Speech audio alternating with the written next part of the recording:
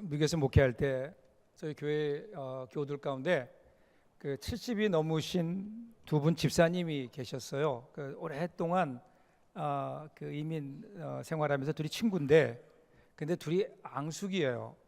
만나면 꼭 둘이 같이 모였다가 싸우고 헤어져요. 근데 그래도 그나마 두 분이 가까울 때가 있는데, 그때가 뭐냐면 장기를 둘 때예요. 언젠가 예배가 끝나고 났는데, 제가 전에 목회하던 교회 뒤에 보면 뒤에 뒷뜰이 굉장히 넓고요. 거기에 정자나무 같은 그늘이 아주 좋은 나무가 있어요. 그 밑에 두 분이 앉아서 보니까 장기를 두고 계시더라고요. 그래서 제가 가만히 가 보았습니다. 장기를 두는데 두 분이 잘 두시더라고요. 실력이 엇비슷해요. 그런데 그러다가 잠깐 실수했는지 갑자기 장기판이 한쪽을 기우는 거예요. 장기 형세가. 제가 어릴 적에 할아버지께 장기를 어깨너머로 좀 배웠거든요. 그래서 가는 길을 제가 알아요. 그래서 위험해지니까 이 집사님이 어떻게 돼야 될지를 모르고 당황해 하는 거예요. 그런데 여러분, 원래 장기나 바둑 같은 거는요, 두는 사람들보다 옆에서 보면 훨씬 잘 보여요. 제가 이렇게 보니까 수가 하나 있더라고요. 그 수가 하나 있어서 그렇게 하면 이길 것 같은데, 근데 이분이 그걸 못 보는 거예요. 그러니까 얼마나 답답하는지. 여러분, 제가 한승질 하잖아요. 승질 급하거든요. 그래서 저도 모르게 집사님 그 마로 장을 부르세요 그랬거든요. 그랬더니 그 집사님이 아이고 그런 수가 있었네, 그거를 못 봤지. 그리고 제가 얘기한 대로 그 마로 장을 부른 거예요. 그게 외통수였어요. 그 장기가 끝났어요. 장기는 끝났는데 문제는 그때부터 시작입니다. 이 장기에 진 이 집사님이요, 아무 말도 안 하고 일어나도 그냥 집으로 차를 타고 가세요. 제가 눈치가 없어서 그 왜 그런지 몰랐어요. 근데 그 다음 주에 교회 안 보여요. 전화했는데 전화도 안 받으세요. 나중에 제가 구역장을 통해 들려오는 소리가 이제 교회를 당분간 좀 안 나가야 되겠다고. 이유가 뭐냐 했더니 목사님이 편애한다는 거예요. 일방적으로 한쪽 편을 들었다는 거예요. 그 훈수 때문에. 물론 얼마 안 있어서 다시 나오셨어요. 근데 그 후로 저에게는 좌우명이 생겼습니다. 절대로 훈수하지 말자. 뭐 장기나 바둑이나 뭐 이런 경기에서 훈수 안 하는 거예요. 안 하면 되죠. 그런데 만일에 여러분 그 일들이 우리 인생에 너무나 중요한 일들이라면, 우리의 일생을 결정지을 아주 중요한 일이라면 달라집니다. 만일에 여러분 친한 친구가 생명의 길을 버리고 멸망의 길을 향해 가고 있다. 본인은 모르는 채 그 길로 가면 죽는데, 그 길로 가면 망하는데, 그런데 그 길을 가고 있어요. 그러면 여러분 어떻게 해야 될까요? 가지 말라고 해야죠. 야, 그 길은 위험한 길이야. 거기 가면 죽어. 그리 가면 안 돼. 여러분 이렇게 외쳐야 되지 않을까요? 잘 안 듣더라도요, 답답한 마음에 외쳐야죠. 여러분, 이 세상에서 가장 어려운 일 중에 하나가 자살하는 사람 말리는 일이라 그래요.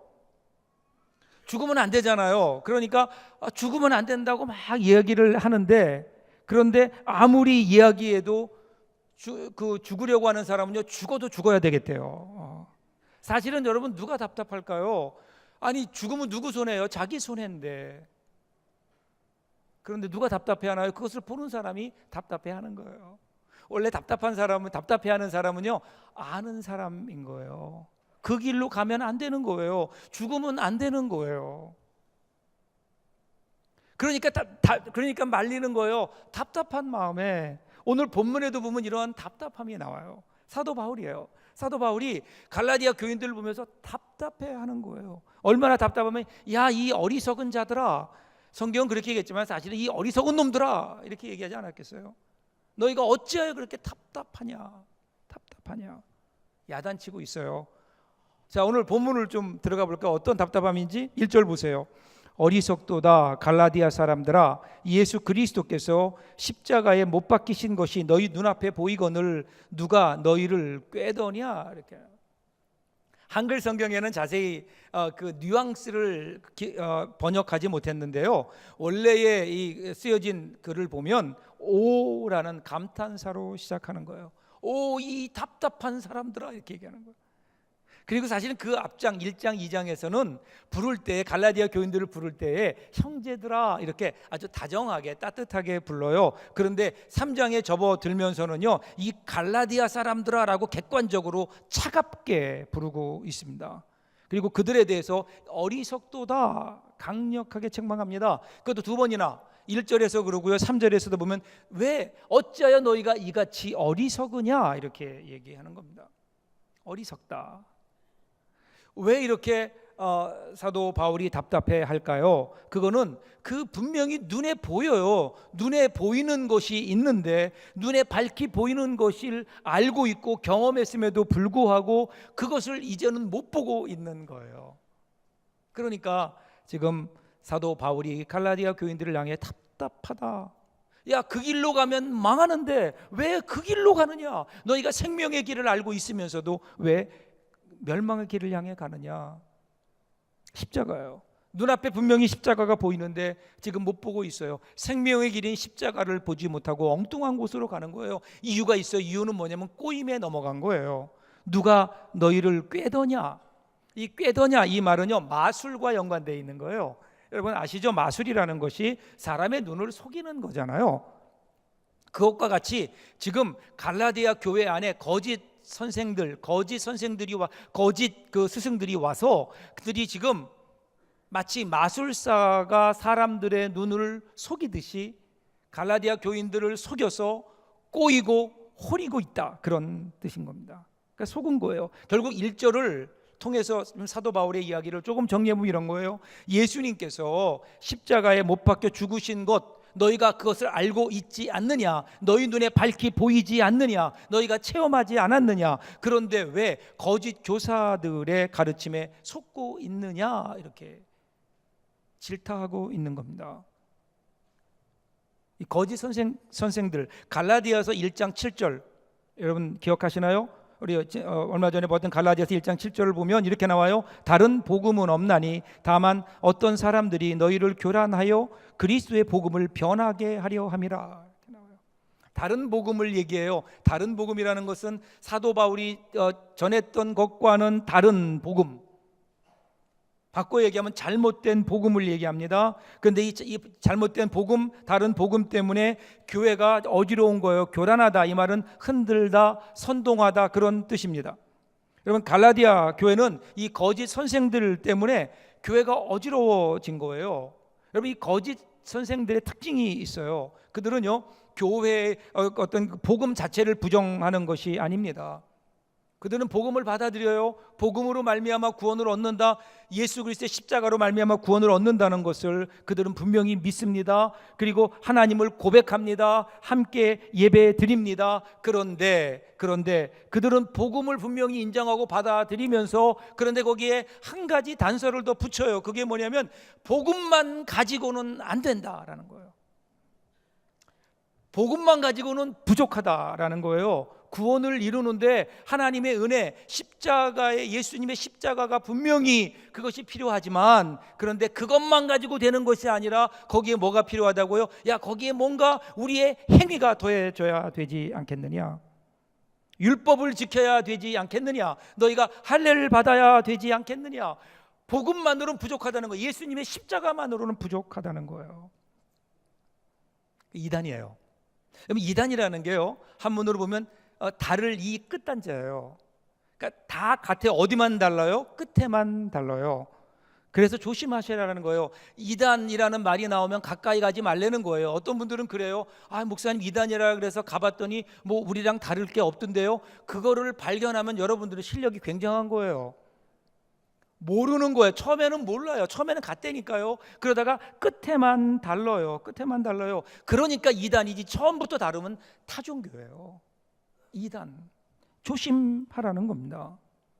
지금 그 갈라디아 교회 안에 있던 첫 번째 이단이 무엇인가 하면은요, 자, 예수 그리스도의 은혜로 말미암아 십자가로 구원 얻는다.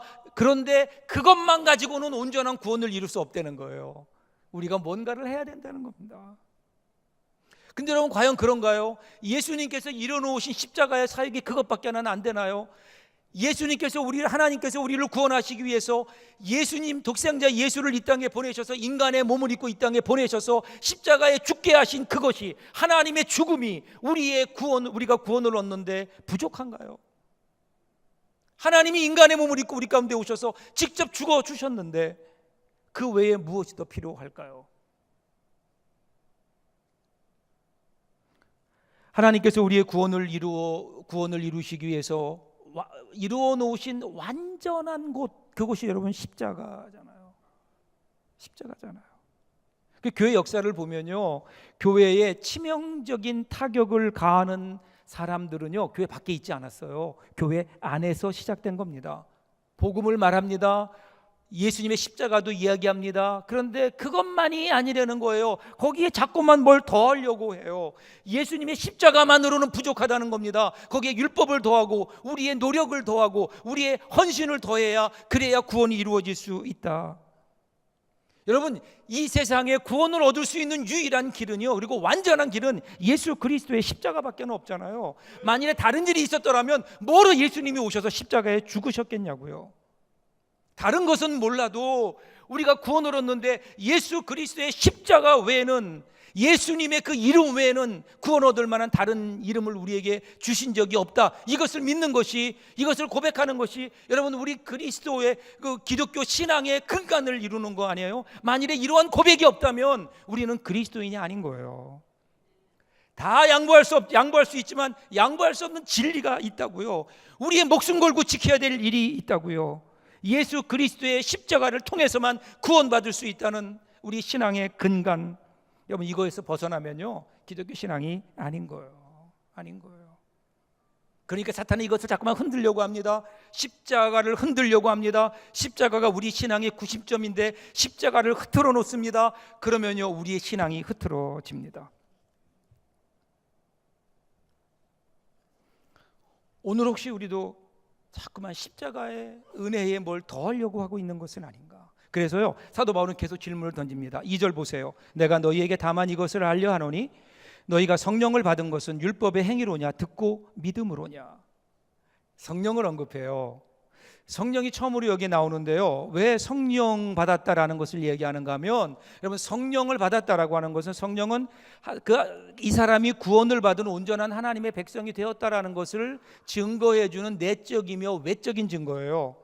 구원의 어떤 면에서는 가장 확실한 증거, 그게 뭐예요? 성령의 임재, 성령의 경험이에요. 성령을 체험하는 거예요. 그러니까 사도 바울은 지금 그들의 이 성령 체험에 호소하는 겁니다. 첫 번째는 2절에서처럼 너희들이 처음 예수 믿었을 때에 성령을 받지 않았느냐? 그 성령을 받았을 때 너희가 구약의 율법을 지킴으로 성령을 받았느냐? 아니면 내가 복음을 전할 때 너희들이 믿음으로 받아들이고 아멘하고 그 은혜 앞에 엎드릴 때 너희가 성령을 받았느냐? 기억해 보라는 거예요. 뭐가 맞아요? 우리가 율법을 지킴으로 성령 받았나요? 아니면 어느 날 하나님 앞에 무릎 꿇었는데 하나님께서 우리에게 은혜로 부어주셨나요? 분명하잖아요. 율법 지키는 게 아니었거든요. 그리고 4절을 보세요. 너희가 이같이 많은 괴로움을 헛되이 받았느냐? 과연 헛되냐? 이렇게 나오는데요. 이 번역이요, 좀 문제가 있어요. 여기에서 이 괴로움을 받는다라는 동사는요 의역된 거예요. 원래 이 단어는 괴로움을 당할 때도 쓰이지만 긍정적인 경험을 할 때도 쓰여요. 성경에 두 가지 용례가 다 나타나요. 그렇다면 여기서는요 이같이라는 단어를 우리들이 생각해 보면, 문맥을 보면 여기서 말하는 경험은 복음으로 인해서 받는 어떤 고난을 의미하는 것보다 사도 바울이 호소한 갈라디아 성도들이 경험했던 수많은 성령 체험을 말한다고 보는 것이 훨씬 더 문맥에 가까워요. 그러니까 여기서 너희가 어떤 괴로움이라고 하는 것은 복음을 통해 받는 괴로움이 아니라 하나님께서 우리에게 성령을 부어 주셨고 성령을 우리에게 주셨고 그러므로 성령으로 말미암아 우리가 경험했던 수많은 성령의 체험들. 그러니까 4절을 다시 해석해 보면 이런 거예요. 너희가 이같이 성령의 내주하심으로 인한 많은 성령 체험을 하지 않았느냐? 그런데 그것도 헛되게 하려고 하느냐라는 거예요. 이 두 가지 경험이 5절에서 이렇게 축약됩니다. 너희에게 성령을 주시고 너희 가운데서 능력을 행하시는 이의 일이 율법의 행위에서냐 듣고 믿음에서냐. 쉽게 풀어보면 이런 거죠. 내가 너희들에게 복음을 전했을 때 너희가 그것을 영접했고 그 복음을 받아들였고 환영하고 그렇게 믿고 엎드렸을 때에 그때 성령이 너희에게 임하지 않았느냐라는 거예요. 그리고 그 이후에 너희 가운데 내주하시는 성령님께서 너희를 통해서 이루어 가시는 성령의 은사와 성령의 능력과 성령의 기적들이, 그 체험들이 너희에게 분명히 있지 않느냐. 그렇다면 너희가 성령을 받게 된 것, 바꿔 얘기하면 너희가 구원받은 것이 정말로 율법을 지킴으로 구원을 얻은 것이냐? 아니지 않느냐. 너희가 믿음으로 그 은혜를 받아들였기 때문에 너희에게 구원이 허락된 것이 아니냐. 이것을 지금 강조하고 있는 겁니다. 그러면서 문제는 그렇게 은혜를 받았다면 계속 은혜 가운데 거하며 은혜를 누려야 되는데, 시작은 성령으로 했어요. 시작은 은혜로 했어요. 그런데 지금은 육체로 마치려고 한다, 지적하는 겁니다. 3절입니다. 너희가 이같이 어리석으냐? 성령으로 시작하였다가 이제는 육체로 마치겠느냐? 여러분, 우리가 신앙생활 하면서요, 정말 빠지기 쉬운 오류가 바로 여기에 있어요. 우리가 한번 은혜를 경험하고 나면 그 다음에는 은혜가 필요 없는 사람이 되고 싶어 합니다. 무슨 얘기인가 하면요, 우리가 좀 더 내가 영적으로 성숙해졌다, 믿음이 좋아졌다, 내가 좀 더 믿음이 성숙한 사람이 되었다, 이 말을요 우리는 오해해서요, 하나님 앞에 하나님의 은혜가 없이도 내가 지금 이루는 것만 가지고, 내가 가지고 있는 믿음을 가지고, 내가 지금 행하고 있는 일들을 가지고서라도 하나님 앞에 떳떳이 서는 것이 성숙한 신앙이라고 우리가 오해한단 말이에요. 하나님의 은혜 없이 하나님 앞에 서려고 하는. 근데 여러분, 우리가 분명히 기억해야 될 게 있어요. 그 누가 하나님 앞에 하나님의 은혜 없이 설 수 있을까요? 여러분, 하나님 앞에 하나님의 은혜 없이 서려고 하는 사람들이 있었어요. 그 사람들이 바로 바리새인들이에요. 하나님 앞에 서서도 나는 하나님 지난 1회 동안 나는 그 2번이나 금식을 했고요, 나는 나에게 주신 내가 가진 모든 소득의 10분의 1을 하나님께 드렸습니다. 하나님, 이 정도면 내가 하나님 앞에 떳떳이 설만하지 않습니까? 그때 하나님께서 뭐라 그래요? 정죄. 네 죄가 사함받지 못했다는 거예요. 외식입니다. 여러분, 하나님은요 우리를 은혜로 대하시는 거예요. 하나님은 우리의 율법을 따라, 우리의 행위를 따라 우리를 대하시는 분이 아니라, 하나님은 처음부터 은혜로 우리를 대하셨고, 지금도 우리를 은혜로 대하고 계시고, 앞으로도 우리를 은혜로 대해 주실 겁니다. 그런데 이 하나님의 은혜 앞에서요 우리는 하나님의 은혜를 잊어버립니다. 하나님은 우리를 변함없이 사랑하시고 은혜를 베푸시고 은혜의 문을 활짝 열어놓으셨는데, 우리는 자꾸만 무언가 자격을 얘기해요. 내가 무언가를 해야 될 것처럼 생각을 해요. 내가 이런저런 조건을 갖추어야 내가 하나님 앞에 나갈 수 있다, 이렇게 혹시 우리가 오해하고 있는 것은 아닌가 고집 피우고 있어요. 예수님은 이미 우리 안에 오셔서 우리를 부둥켜 안으셨어요. 우리와 함께 하세요. 그런데 우리는 하나님, 나는 이런저런 문제가 해결되지 않는 한 나는 하나님께 나갈 수 없습니다. 나는 하나님께 나갈 자격이 없습니다. 하나님은 조건 없이 값없이 은혜로 우리와 교제하기를 원하시는데, 우리는 때때로 자존심과 우리가 가지고 있는 고집 때문에 이 하나님의 은혜를 거부할 때가 얼마나 많은지 몰라요. 가끔요 교회에 나오다가 이런저런 이유로 교회에 안 나오는 분들이 있어요. 그래서 신방에 보면 그분들이 이런 얘기를 해요. 목사님, 제 교회 나가야죠. 제가 교회 곧 나가겠습니다. 근데 지금은요 제가 너무 죄가 많아서요, 이 죄를 좀 회개하고 나가겠습니다. 내 삶을 좀 정리하고 나가겠습니다. 아주 가슴이 터져버릴 것 같아요. 죄가 있으니까 하나님께 나오라는 거예요. 죄가 있어요, 문제가 있어요. 그러면 어디로 와야 돼요? 하나님께 나와야죠. 하나님께 나와야죠. 하나님의 은혜를 모르는 거예요. 그러니까 하나님이 두 팔 벌리고 오라는 거예요. 수고하고 무거운 짐진 자들은 다 내게로 오라는 거예요. 죄가 있으니까 하나님께 나와야 되는데, 죄 때문에 하나님께 못 나온다고요? 여러분, 이것은 하나님의 은혜를 무시하는 겁니다. 하나님의 은혜를 너무 경시하는 겁니다. 성령으로 시작했다가 육체로 마치려는 겁니다. 제발 하나님 앞에 내가 은혜 없이도 떳떳하게 서기를 여러분 구하지 마십시오. 불가능한 일입니다. 하나님은 우리를 은혜로 대하십니다. 우리의 죄도 아세요. 우리의 연약함도 아세요. 그러므로 우리는 하나님 앞에 우리의 연약함을 인정해야 되는 겁니다. 우리의 죄인됨을 인정해야 됩니다. 그리고 그 모습 그대로 하나님께 나아가는 겁니다. 그 모습 그대로, 우리가 가지고 있는 연약한 모습 그대로 주님 품에 안길 때에, 그때 하나님은 더 큰 은혜로 우리를 감싸 주셔서 우리의 상한 마음도 치유하시고, 우리의 피곤한 우리의 육신도 힘을 주시고 회복시켜 주시고, 우리의 질병도 고쳐 주시고, 우리의 삶을 다시 세워 주시는 더 큰 은혜가 바로 거기에 있잖아요. 그런데 우리가 오늘 혹시 이 은혜를 놓치고 있는 것은 아닌지요? 무언가 내가 대단한 것을 이루고 내가 무언가 하나님 앞에 떳떳한 모습으로 나선다고요? 아직도 우리는 하나님의 은혜가 뭔지를 모르는 겁니다. 그래서 6절을 보세요. 아브라함이 하나님을 믿음에 이것을 그에게 의로 정하셨다 함과 같으니라. 지금 사도 바울은 이 진리를 이 은혜를 증명하기 위해서 아브라함을 의도적으로 인용합니다. 왜냐하면 아브라함은 유대인들의 조상이거든요. 그들이 그렇게 얘기하는 유대주의의 어떤 최고 그 조상 시조가 바로 아브라함으로 보니까, 그 아브라함은 어땠느냐? 아브라함을 보자는 겁니다. 창세기 15장 6절을 인용했어요. 여러분, 그때 그 당시 어떤 상황입니까? 100살에 가까운 아브라함과 90살이 된 그의 아내 사라 사이에 자녀가 없었어요. 후손이 없었어요. 그런데 하나님이 어느 날 아브라함의 손을 끌고 밖으로 나가세요. 하늘의 별을 보여주세요. 자, 너의 자손이 하늘의 별과 같이 될 것이다. 그런데 놀라운 거는요, 아브라함이 그 말을 그대로 믿었다, 그렇게 성경 기록해요. 여러분, 인간의 관점에서 볼 때 후사의 약속이란 믿을 수 없는 거예요. 불가능한 일이었습니다. 100세가 된 할아버지, 90살 먹은 할머니가 어떻게 후사를 이어갈 수 있겠냐고요. 불가능한 일이었어요. 그럼에도 불구하고 아브라함은 믿었어요. 무엇을 믿었을까요? 그것이 어떻게 될 것인가, 그 약속을 믿은 것이 아니라 하나님을 믿었어요. 하나님의 신실하심에 자신을 맡긴 거예요. 하나님의 신실하심.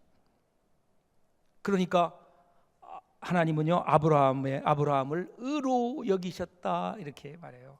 그가 어떤 율법을 지키고 거룩한 일을 하고, 그리고 정말 선행을 쌓고, 그래서 하나님이 야, 너 보니까 너는 그래도 그중 낫구나, 그래서 의로 여기신 것이 아니라 하나님을 향한 철저한 믿음, 그 믿음을 보시고 하나님께서 의롭다 여기셨다는 거예요. 그리고 나서 그것으로 끝나는 것이 아니잖아요. 7절 보세요. 그런즉 믿음으로 말미암은 자들은 아브라함의 아들인 줄 알지어다. 아브라함의 후손이라고 얘기하는 것은요, 율법을 따라 혈통을 따라 된 것이 아니라 이 믿음을 따라 아브라함의 후손이 나온다는 거예요. 계속해서 8절 9절 보세요. 또 하나님이 이방을 믿음으로 말미암아 의로 정하실 것을 성경이 미리 알고 먼저 아브라함에게 복음을 전하되 모든 이방이 너를 인하여 복을 받으리라 하였으니 그러므로 믿음으로 말미암은 자는 믿음이 있는 아브라함과 함께 복을 받느니라.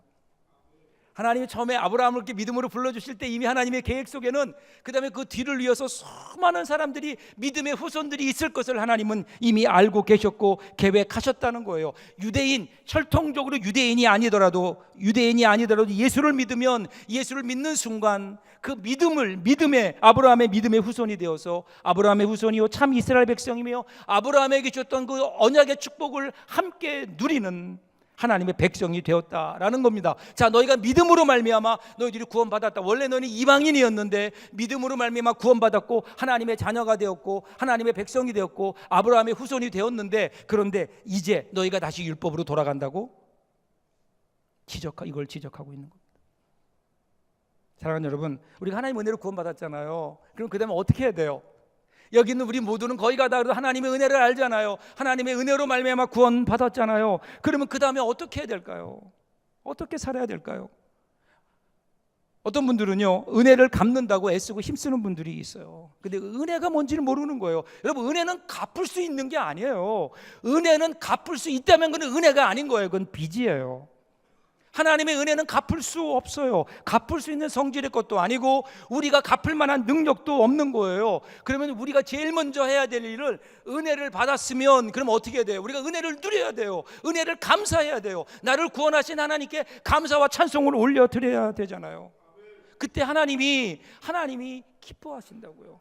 우리가 이 은혜에 감사할 때, 이 은혜에 기뻐할 때, 매일같이 주님의 은혜 감사하면 나 같은 죄인 살리신 주님의 은혜, 여러분, 하나님의 은혜가 감사해서 드리는 찬양이어야지 은혜 갚기 위해 찬양해요.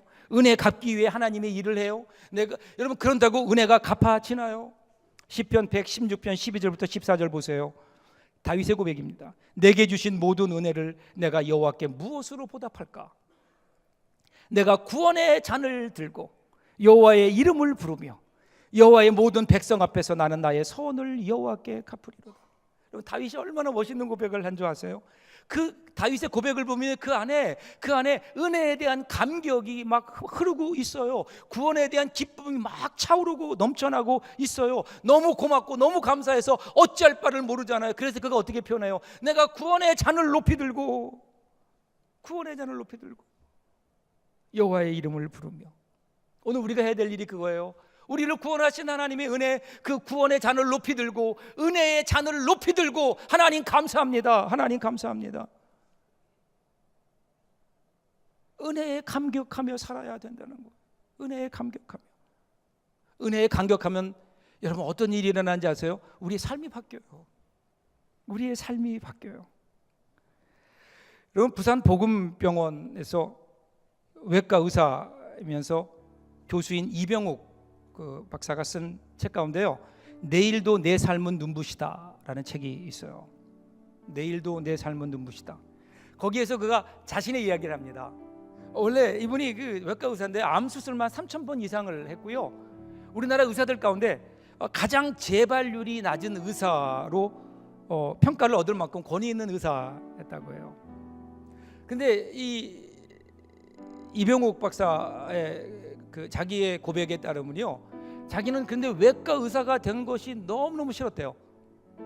너무 힘들었다 그래요.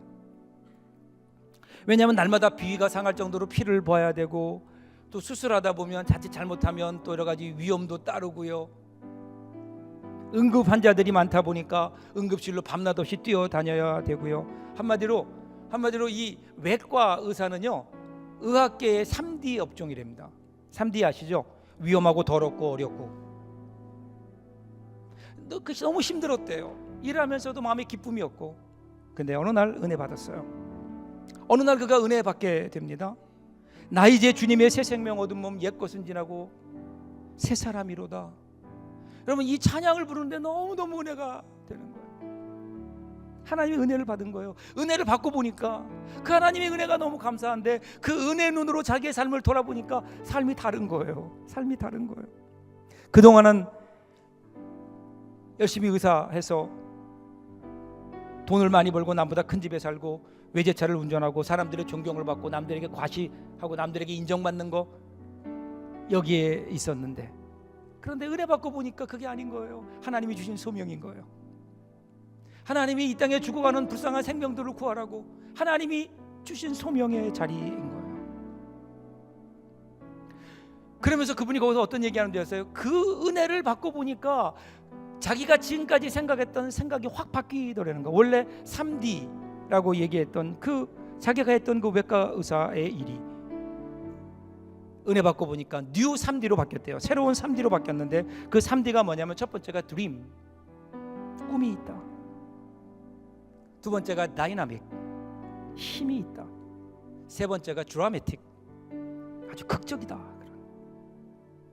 꿈이 있고요, 역동적인 직업이고요, 죽은 사람을 수술해서 살려내는 드라마틱한 직업이 바로 이것이 아닌가.